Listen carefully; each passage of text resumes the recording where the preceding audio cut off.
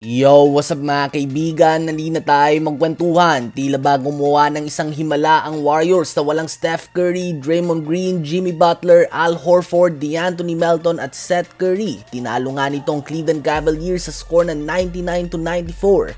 Napakatinding depensa nga ang ginawa nila kaya naman nalimit ang Cavs sa less than 95 points. Nakakamangha din nga na nagawa nila na makuha ang panalo kahit na 4 points lamang si Jonathan Kuminga sa game na ito at 1 of 10 lamang siya sa field.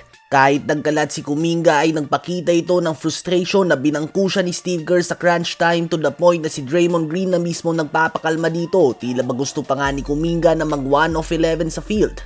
Nanguna para sa Warriors si Pat Spencer na walang guaranteed contract. Gumawa ito ng 19 points and 7 assists.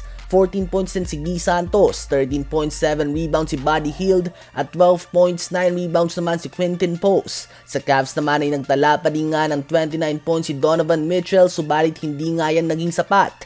Binawian naman ng Detroit Pistons sa Milwaukee Bucks sa walang Giannis Antetokounmpo. Tinalo nila ito sa score na 124-112. 23 points, 6 rebounds and 12 assists si Cade Cunningham, 19 points si Isaiah Stewart, 16 points, 16 big rebounds si Jalen Duren, 13 points si Javonte Green at 13 points, 6 rebounds and 8 assists naman si Ausar Thompson on 6 of 7 shooting sa field.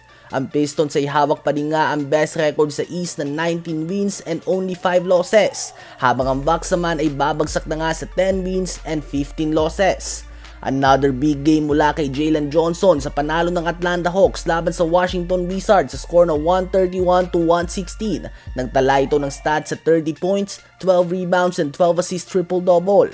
21 points, 9 rebounds, 6 assists, 2 steals and 3 blocks din si Onyeka Okongwu. 17 points si Nickeil Alexander-Walker at 15 points naman kay Luke Kennard. Opisyal naman na nahigitan ni James Harden si Carmelo Anthony sa 10th all-time scoring list ng NBA history. Nagtala siya ng 34 points, 5 rebounds, 6 assists and 4 steals subalit muling natanggap ng Los Angeles Clippers ang talo sa kamay ng Minnesota Timberwolves sa score na 109-106. 27 points si McDaniels, 24 points, 6 assists si Julius Randle, 19 points, 9 rebounds si Naz Reid at 15 points, 6 rebounds, 4 assists si Anthony Edwards. Si James Harden nga ay opisyal ng nasa top 10 ng all-time scoring list ngayon.